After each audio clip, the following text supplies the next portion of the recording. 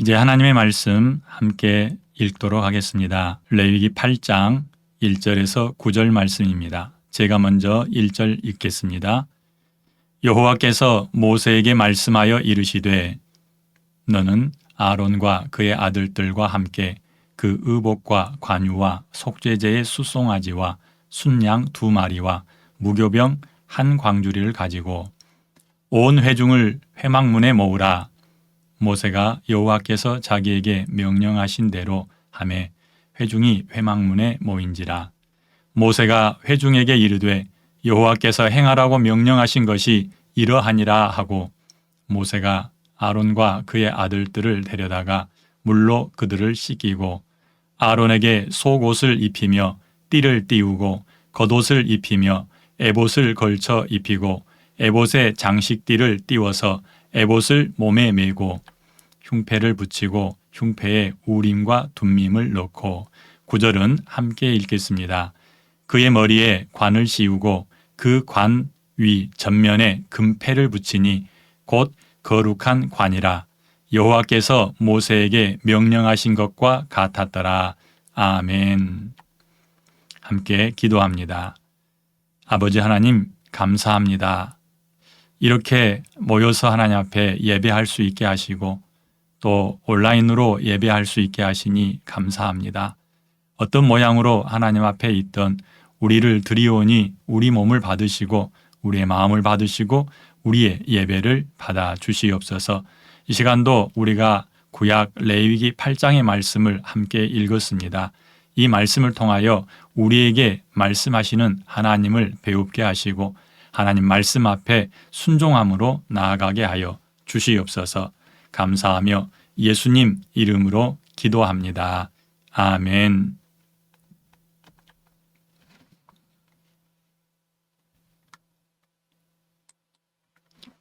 이 그림을 보면 생각나는 사건이 있습니다. 출애굽기 32장에 나오는 금송아지 사건입니다. 모세가 하나님의 부름을 받고 산에 올라가 율법을 받는 동안 산 아래에 있던 백성들은 아론과 함께 금송아지를 만들었습니다. 모세가 곁에 있을 때에도 그들은 시내산의 구름으로 임한 하나님의 임재를 경험하고 있었고 산 꼭대기는 여전히 불에 타고 있었습니다. 모세가 보이지 않는 지금도 산에는 하나님의 임재가 가득 채워져 있었고 산 꼭대기에는 불이 타고 있었기 때문에 그들은 하나님이 계심을 알 수 있었습니다. 또한 우레소리도 들렸습니다. 그러니 하나님이 없다, 하나님이 보이지 않는다 하고 거부할 수도 없었습니다. 충분히 하나님을 의식할 수 있는 조건이었지만 백성들은 아론을 찾아와서 자기들에게 하나님을 만들어 달라고 말합니다. 출애굽기 32장 1절 말씀 보면 백성이 모세가 산에서 내려오는 것이 더디어지자 백성이 아론에게 이렇게 말합니다. 일어나라. 우리를 위하여 우리를 인도할 신을 만들라. 이 모세 곧 우리를 애굽 땅에서 인도하여 낸 사람은 어찌 되었는지 알지 못함이니라. 이렇게 말을 합니다. 거절하지 못하는 아론을 한번 보십시오. 그는 백성들에게 귀에서 금고리를 빼오라 하였고 백성들이 가져다 주자 금신상을 만들었습니다. 백성들의 손에서 금고리를 받아 부어서 신상을 만들고 조각칼로 새겨 송아지 형상이 되게 하였습니다.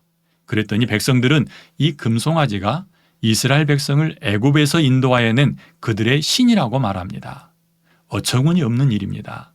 하나님께서 내려와 계시고 불과 구름과 우레소리가 보이고 들리는데 우상을 만들어 하나님이라고 부르는 것입니다. 한술 더 떠서 모세가 하는 일을 한번 보십시오. 아론이 하는 일을 한번 보십시오. 모세가 잘 돌보라고 백성들을 맡겼는데 명령을 받은 아론이 앞장서서 금송아지를 섬기기를 시작합니다. 그 앞에 제단을 쌓고 내일은 여호와의 절이리라 합니다. 아직 모세는 산에 있기 때문에 이스라엘 백성들은 하나님 여호와를 어떻게 섬길지 잘 모릅니다. 아직 법도를 받지 않았습니다. 그런데 여호와 하나님께 민족적 첫 예배를 드리는데 그것이 하나님 여호와께 드리는 게 아니라 금송아지 앞에 드리고 만 겁니다. 첫 열매로 하나님 앞에 드릴 예배를 금송아지가 다등격이 되었습니다. 이스라엘 민족을 이끌고 하나님이 아닌 금송아지를 향해 예배를 드리고 있는 아론을 한번 볼 수 있기를 바랍니다. 말씀 보세요. 32장 5절 6절 보니까 아론이 보고 그 앞에 제단을 쌓습니다. 그리고 공포하여 내일은 여호와의 절일이다 라고 말합니다. 또 이튿날 일찍 일어나 번제를 드리고 화목제를 드리고 앉아서 먹고 마시고 일어나서 뛰놀았다라고 말합니다. 하나님께 드려야 될 예배를 금송아지에게 드리고 가진 재물을 금송아지에게 바치며 그 앞에서 먹고 마시고 여호와 하나님이라고 불렀던 이 장면을 보면 어떻습니까? 화가 나지 않습니까? 어떻게 자기 혼자도 아니고 이스라엘 전 민족을 데리고 우상 앞에 가서 예배할 수 있느냐 말입니다. 아론은 이미 죽어서 하나님 곁에 있으니 우리가 지금 어찌할 수는 없습니다. 그런데 아론을 보면 마음이 부글부글합니다. 나쁜 사람이라 말할 수도 있겠지요. 나쁜 이 행동을 보면서 하늘에서 벼락이라도 떨어져 마치 시내산의 바위를 갈라놓듯이 아론을 갈라놓아도 그가 지은 죄를 다 담당할 수 없다 이렇게 말할 수 있을 겁니다. 개인이 아니라 남자만 어른 60만 명이 넘는 사람을 데리고 우상을 숭배했기 때문입니다. 모세가 내려와 금송아지를 불에 태우고 가루를 만든 후에 신인물에 타서 모든 백성이 마시게 하였습니다. 그리고 여호와 편에 서 있는 레위인들은 칼을 차고 자기 형제들 사이를 다니면서 금송아지를 섬기던 사람들을 닥치는 대로 죽였습니다. 그때 죽은 사람이 3,000명쯤 됩니다. 그런데 이상하게도 아론은 죽지 않습니다. 모세는 하나님 앞에 나아가서 범죄한 백성들을 용서해 달라고 간절히 기도하고 있습니다. 모세가 여호와께로 다시 나가서 이렇게 말합니다. 슬픕니다. 이 백성들이 자기들을 위하여 금신을 만들었습니다. 큰 죄입니다. 그러나 이제 그들의 죄를 용서해 주십시오.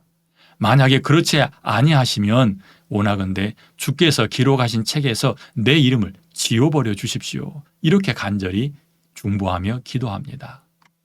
용서하지 않으시려거든 자기 이름을 주님의 생명책에서 지워달라는 이 모세의 기도, 그 기도에 하나님이 응답하셨습니다. 아론이 만든 금송아지 때문에 백성들이 3,000명이나 죽고 모든 백성은 금가루 물을 마셔야 했습니다. 아론은 정말 큰 죄를 지었습니다. 이런 아론을 하나님께서는 버리지 않으셨습니다. 아론뿐 아니라 그의 아들들을 오히려 크게 사용하십니다. 이스라엘 백성들이 범죄하자 하나님께서는 모든 백성을 죽여버리고 모세에게서 다시 새로운 민족이 나오게 하시겠다라고 하셨는데 아론에 대해서는 정말 특별한 은혜를 베푸셔서 그를 죽이지 않으실 뿐 아니라 오히려 하나님을 가장 가까이에서 섬길 수 있는 대제사장이 되게 하셨습니다. 죄로 인하여 죽어버린 우리를 불러 예수 그리스도의 보혈로 새로운 사람이 되게 하고 하나님 앞에 서서 하나님을 아버지라 부르게 하신 마치 우리에게 베푸신 하나님의 은혜를 보는 것 같습니다. 하나님의 은혜가 우리에게 임하였던 것처럼 아론에게도 임하였던 것입니다. 금송아지를 만들어 모든 백성의 우상 숭배를 이끌었던 아론을 하나님을 섬기는 대제사장으로 만들어 가시는 하나님의 일하심이 여기 있습니다. 자기 백성을 거룩한 예배자로 세우기를 원하시는 하나님을 볼 수 있기 바랍니다. 모든 백성이 보는 앞에서 아론을 거룩하게 구별하고 그를 대제사장으로 세우며 모든 백성이 아론과 함께 하나님 앞에 예배자로 서기를 바라셨던 것입니다. 그래서 오늘 말씀의 제목을 거룩한 예배자로 서기라고 정했습니다. 함께 나누는 말씀을 통하여 거룩한 예배자로 세워가시는 하나님의 손길을 경험하는 은혜가 우리 모두에게 있기를 바랍니다. 말씀을 들을 때 전에 내게 일어났던 그 일이 하나님께서 나를 예배자 만들기 위해 그렇게 하셨구나 라고 생각난다면 그것이 바로 오늘 우리에게 주신 은혜입니다. 깨닫게 될 때에 하나님께 감사하고 내가 또 어떻게 해야 할지 각성하게 되기 때문입니다. 아직 시내산을 떠나지 않고 시내산 아래에 머물고 있는 이스라엘 백성들입니다.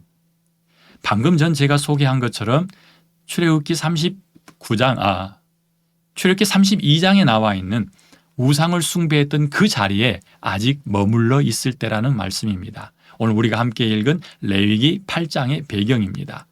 그들이 시내산에서 약 1년여 동안 머물렀기 때문에 아직 그 자리를 떠나지 않았을 때에 하나님이 모세를 통해서 특별한 명령을 그들에게 내리십니다.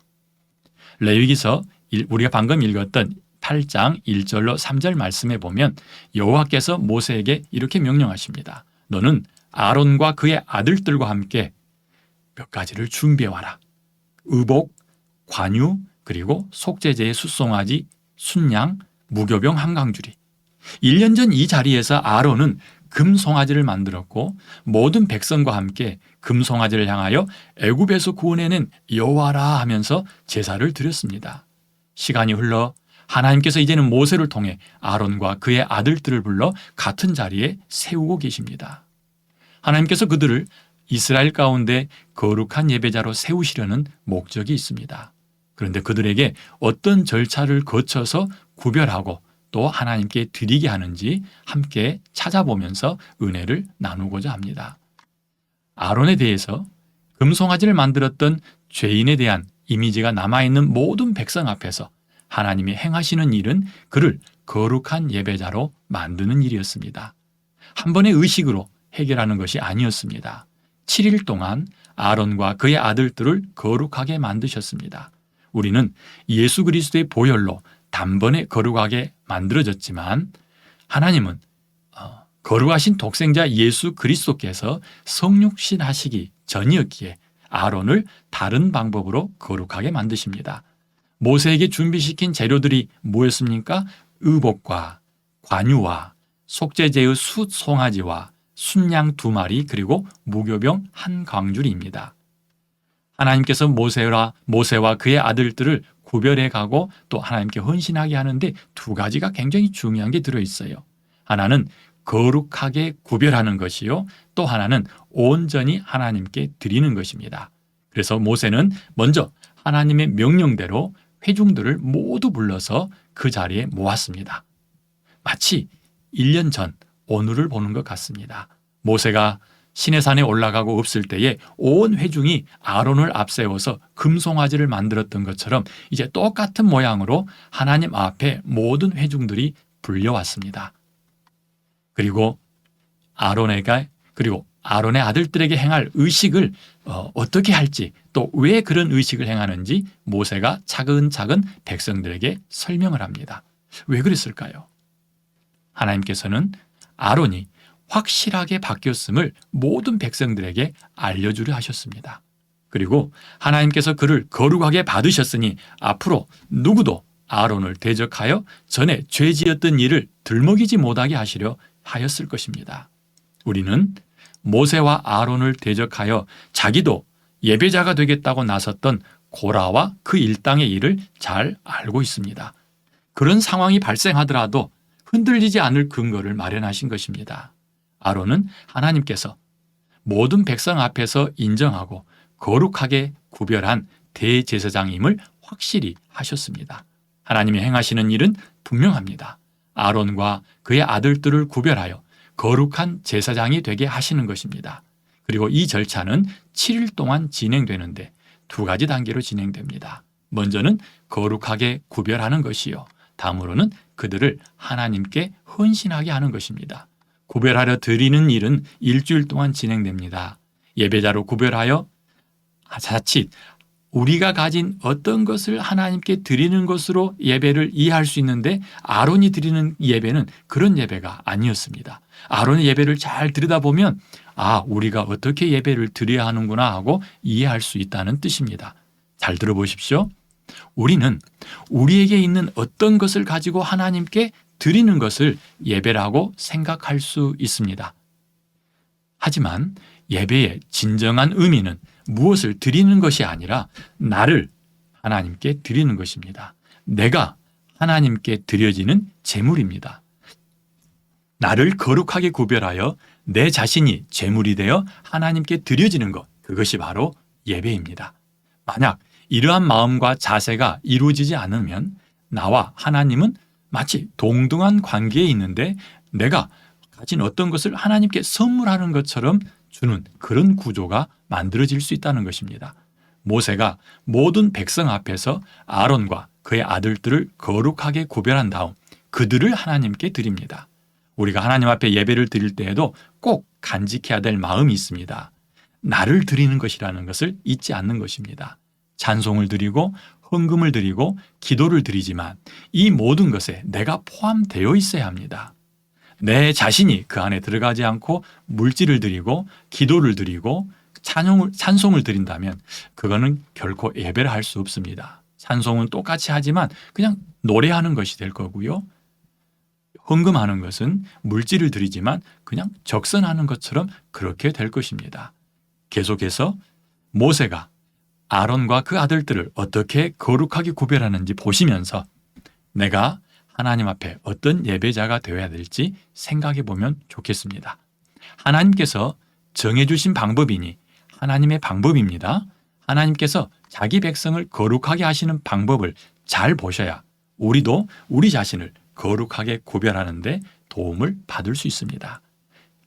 하나님께서 모세를 통해 아론과 그의 아들들을 거룩하게 하는 이 방법은 세 가지 과정을 거치게 하셨습니다. 첫 번째가 그들을 데려다가 물로 몸을 씻기는 것입니다. 두 번째는 속옷에서 시작하여 겉옷과 에봇까지 새 옷으로 그들에게 입혔습니다. 이 옷은 백성들이 가져온 실로 짜서 만든 옷입니다. 속옷에서 겉옷과 그 위에 걸치는 조끼인 에봇까지 모두가 자기들 손으로 만들었습니다. 이에 따른 하나님의 명령은 출애굽기 39장에 잘 나타나 있습니다. 39장 1절에 보면 그들은 여호와께서 모세에게 명령하신 대로 청색, 자색, 홍색 실로 성소에서 섬길 때 입을 정교할 옷을 만들었습니다. 그리고 아론을 위해 거룩한 옷을 만들었습니다. 아론은 백성들이 하나님의 명령대로 준비한 거룩한 옷으로 자신의 연약한 몸을 가렸던 것입니다. 오늘 우리가 읽었던 레위기서 8장 7절과 9절 말씀 한번 보겠습니다. 7절에서 9절까지 말씀 같이 한번 읽겠습니다. 아론에게 속옷을 입히며 띠를 띄우고 겉옷을 입히며 에봇을 걸쳐 입히고 에봇에 장식띠를 띄워서 에봇을 몸에 메고 흉패를 붙이고 흉패에 우림과 둠밈을 넣고 그의 머리에 관을 씌우고 그 관 위 전면에 금패를 붙이니 곧 거룩한 관이라. 여호와께서 모세에게 명령하신 것과 같았더라. 아멘. 여러분의 이해를 돕기 위해 아론이 입은 옷을 좀 더 살펴보겠습니다. 그는 속옷, 속바지, 겉옷 그리고 에봇을 입습니다. 속옷은 세마포로 만들었습니다. 백성들이 직접 짠 가는 배로 속옷을 만들었고요. 가는 배실로 짠 세마포 속바지를 만들었습니다. 그리고 에봇 아래 받쳐 입는 겉옷, 그러니까 속옷을 입고 겉옷을 입겠죠. 그리고 그 겉옷 위에다가 에봇을 입는데 이 겉옷은 청색 실로 짜서 만듭니다.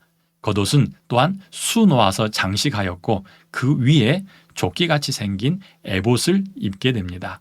그런데 이 또 에봇은 앞에 가슴 부위에 보석 4개씩 3줄로 12개의 보석을 달아놓습니다. 그리고 그 위에다는 12지파의 이름을 새겼습니다. 또 조끼, 이 에봇 안쪽에, 조끼 안쪽이죠. 조끼와 겉옷 사이에 우림과 둠밈이라고 하는 돌을 넣게 하였습니다.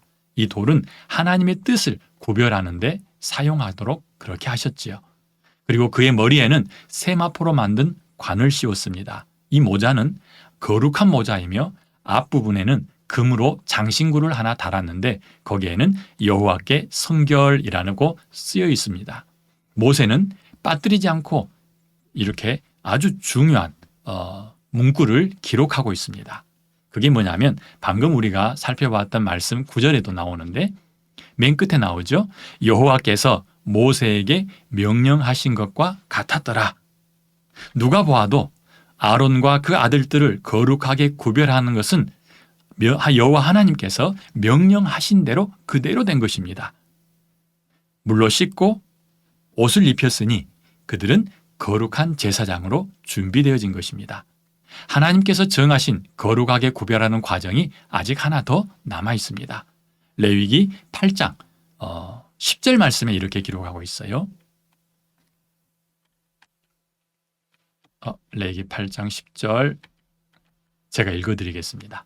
모세가 관유를 가져다가 성막과 그 안에 있는 모든 것에 발라 거룩하게 하고 또 제단에 7번 뿌리고 또 그 제단과 그 모든 기구와 물두멍과 그 받침에 발라 거룩하게 하고 또 관유를 아론의 머리에 붓고 그에게 발라 거룩하게 하고. 아멘. 10절 말씀입니다.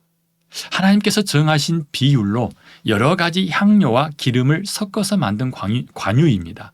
이 기름이 오일이 아니라 우리가 그 자동차에 넣는 오일이 아니라 감람유, 올리브유입니다. 최상급 올리브유에 여러 가지 향료를 섞어서 만든 관유입니다. 그런데 이 누구도 이 관유를 흉내내어서 만들어서는 안 되고 누구나 이 관유를 만들면 죽임당한다라고 말씀하셨습니다. 반드시 이 관유는 하나님 앞에서 거룩하게 구별하는 물건이나 사람에게만 사용해야 하는 향유입니다. 모세는 이 관유를 가져다가 성막과 그 안에 있는 모든 성소 기구에 발라 거룩하게 구별하였습니다. 그리고 밖에 있는 제단에는 7번 뿌려 거룩하게 하였고 제단과 그 모든 기구와 물두멍과 받침도 이 기름을 발라서 거룩하게 구별했습니다. 이렇게 하나님께 구별하여 드린 성막과 똑같이 아론과 그의 아들들에게도 관유를 가져다가 바르고 붓습니다. 성막이 하나님의 것이 된 것처럼 이제는 아론도 하나님의 것이 된 것입니다. 머리에 붓고 몸에 발라 온통 그의 몸을 기름천지가 되게 하였습니다. 물로 깨끗이 씻은 몸에 새 옷을 입힌 다음에 머리끝에서 발끝까지 다시 기름을 붓고 바르고 기름 투성이가 되게 하는 것이죠. 완전히 구별되어 하나님의 것으로 바쳐질 준비가 된 것입니다. 이제는 온 몸이 기름으로 덮였으니 하나님이 보실 때에 거룩한 기름만 보이고 백성들도 그들을 거룩하게 여겨야 했습니다.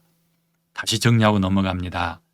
아론과 그 아들들은 어떻게 구별하였습니까? 모세는 아론과 아들들을 데려다가 물로 씻고 세마포 옷을 입히고 머리에 관유를 부어 그들을 거룩한 예배자로 구별합니다. 신기하게도 우리는 물로 세례를 받아 깨끗해졌지요. 또 예수 그리스도의 의로 새 옷을 입었습니다. 또한 성령의 기름 부으심을 통해서 하나님 앞에 구별된 예배자가 되었습니다. 베드로는 우리를 향해서 왕 같은 제사장이다라고 말하죠. 우리가 이렇게 하나님 앞에 나아가서 담대함으로 하나님을 예배할 수 있는 제사장이 된 것도 물로 세례를 받고 예수 그리스도의 의로 새 옷을 입고 성령의 기름 부으심을 받아 가능하게 된 것입니다. 옛날에는 아론과 그의 아들들이 물로 씻고 거룩한 옷을 입고 관유를 부어 깨끗하게 하였지만 지금은 이제 세례받고 예수 그리스도의 의로 옷 입고 성령의 기름 부으심을 통해서 우리 모두가 하나님 앞에 거룩한 예배자가 되는 것입니다. 예수님이 오시기 전과 오신 후에 차이만 있을 뿐입니다. 그런데 이 구별법은 아론과 우리에게만 적용되는 것은 아닙니다. 우리가 천국에 간 후에도 적용이 똑같이 됩니다. 요한계시록 7장에 보면 사도 요한이 천국에 올라가서 보니 하나님 보좌 주변에 가득 찬 사람들이 흰 옷을 입고 있었다라고 말합니다. 그 옷이 예수 그리스도의 보혈의 공로로 우리가 입은 의의 옷입니다. 거기서 천사가 사도 요한에게 설명할 때는 하나님께서 준비하신 어린 양의 피로 그들의 옷을 깨끗하게 한 사람이다라고 말합니다. 이 옷이 없이는 결코 천국에 갈 수 없고 신랑의 혼인잔치에 참여할 수도 없습니다. 예수님께서 비유로 왕의 잔치를 말씀하시면서 똑같은 이 옷에 관한 이야기를 하신 적이 있습니다. 왕이 잔치를 준비하고 그 잔치에 초대된 모든 사람들에게 예복을 한 벌씩 주었습니다. 잔치가 한참 무르익을 때에 왕이 찾아옵니다. 그리고 거기 모여든 사람 가운데서 예복을 입지 않은 한 사람을 발견합니다. 그리고 그에게 묻습니다. 너는 왜 예복을 입지 않았느냐? 그리고선 그 사람을 바깥 어두운 데다가 쫓아내버렸습니다. 이 옷이 없이는 잔치에 참여할 수 없습니다. 예수님은 이 비유를 어떻게 무엇을 의도하고 말씀하셨을까요? 누구도 예수 그리스도로 옷 입지 않으면 하나님 앞에 갈 수 없고 어린 양 혼인잔치에 참여할 수 없는 것입니다. 천국에 갈 수 없는 것이죠. 우리가 꼭 기억해야 합니다. 아론과 그 아들들이 구별된 후에 어떤 것을 가지고서 하나님께 나아가서 하나님께 선물로 드리는 것이 아니라 자기 자신을 하나님께 예배로 드렸습니다. 그런 예배자가 되었다는 것입니다. 그러니까 이제 우리는 그들이 어떻게 자기 자신을 하나님께 드렸을까 함께 살펴볼 것입니다. 오늘 우리가 함께 읽지는 않았지만 레위기서 8장에서는 이에 대한 설명을 해주고 있습니다. 8장 14절과 15절을 한번 보십시오. 모세가 또 속죄제의 숫송아지를 끌어오니 아론과 그의 아들들이 그 속죄제의 숫송아지 머리에 안수하며 모세가 잡고 그 피를 가져다가 손가락으로 그 피를 제단의 네 귀퉁이 뿔에 발라 제단을 깨끗하게 하고 그 피는 제단 밑에 쏟아 제단을 속하여 거룩하게 하고. 아멘. 말씀 보면 아론이 이제 속죄제의 숫송아지를 가지고 하나님 앞에 자신을 드립니다.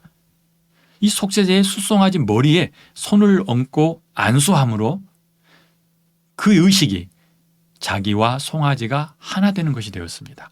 그래서 송아지를 잡을 때 자기를 잡는 것이 되고 송아지 피를 뿌릴 때 자기 피를 뿌리는 것이 되고 송아지를 하나님 앞에 드릴 때에 자기를 드리는 것입니다. 그런데 하나님께 드리는 제사가 세 가지로 나타납니다. 첫째, 방금 읽어드린 레위기 8장 14절과 15절에서는 속죄제고요. 그리고 다음에 이어지는 18절에서 21절은 번제입니다. 번제의 순양을 드릴세 하면서 아론과 그의 아들들이 어떻게 순양을 하나님께 자기와 연합해서 하나로 드렸는지에 대해서 설명하고 있습니다. 모세가 잡아 그 피를 제단 사방에 뿌리고 순양에 각을 두고 그것을 하나님 앞에 불로 번제로 드립니다. 그런데 그 전에 모세가 아론과 그의 아들들로 하여금 거기에 안수하게 함으로 이 번제로 드리는 제물이 아론의 몸이 되게 하셨던 것입니다.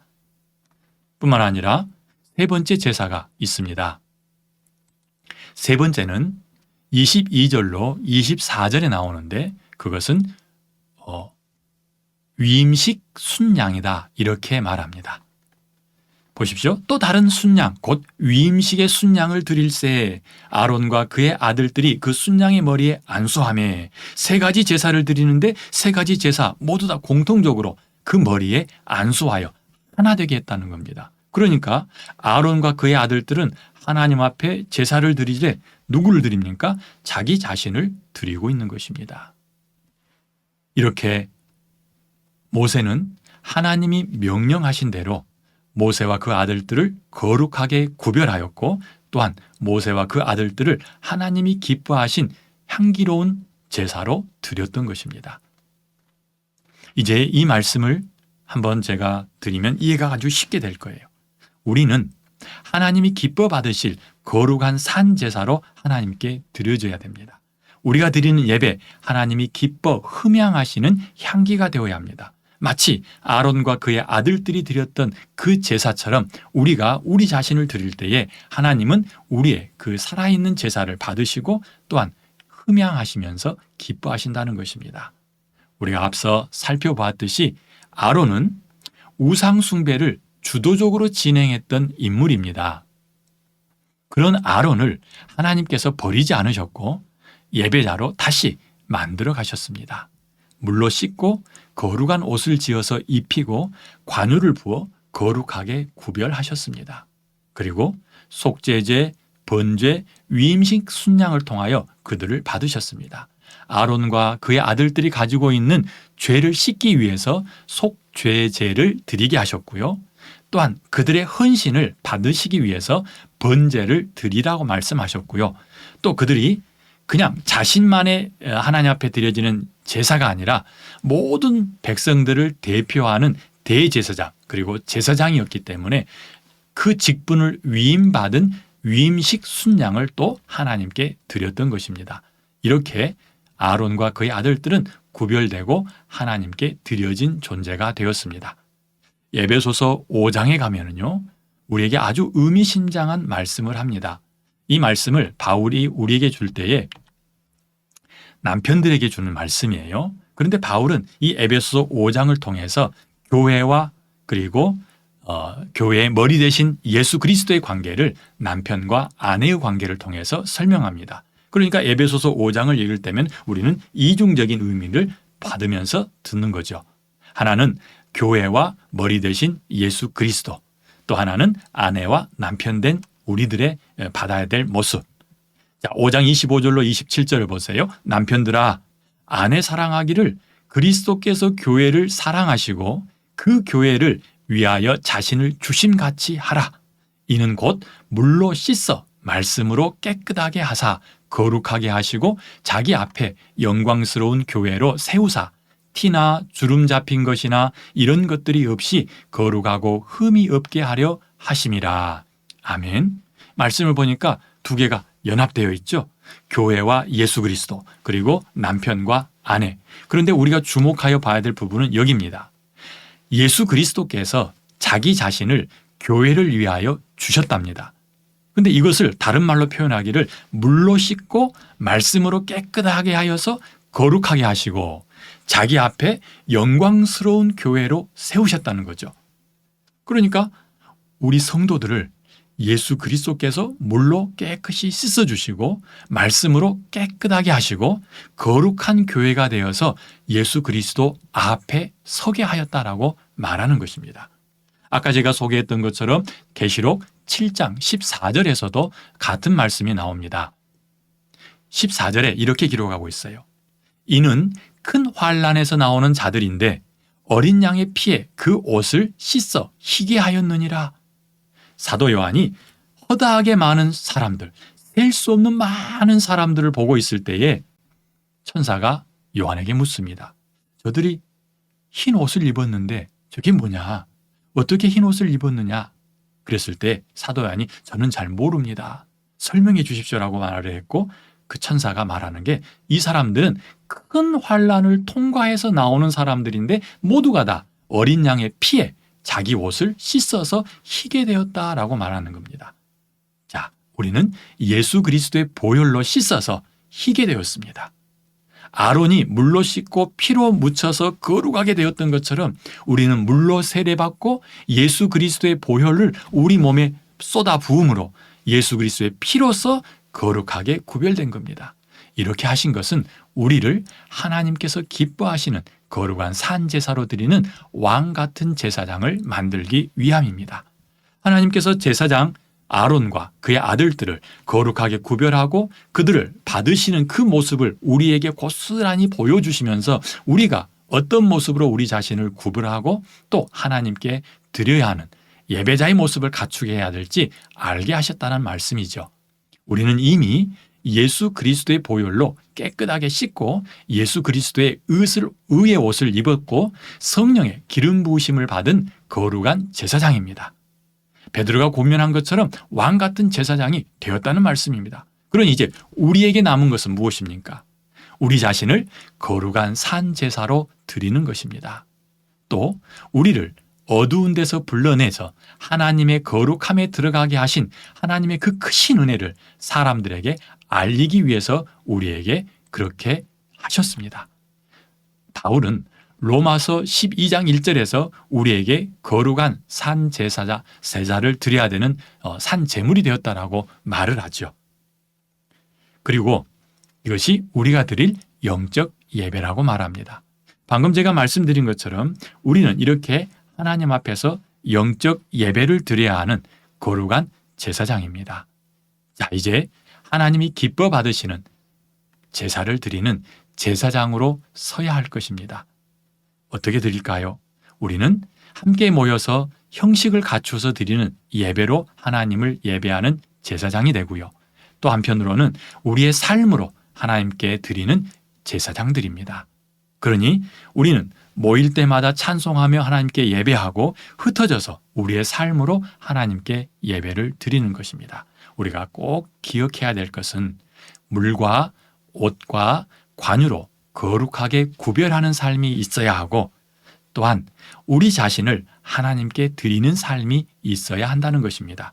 우리가 함께 예배당에 모여서 드리는 예배, 그리고 흩어져서 각자의 일터에서 일을 하면서 드리는 예배가 하나님이 기뻐 흠양하시는 향기로운 제사, 향기로운 예배가 되기를 바랍니다.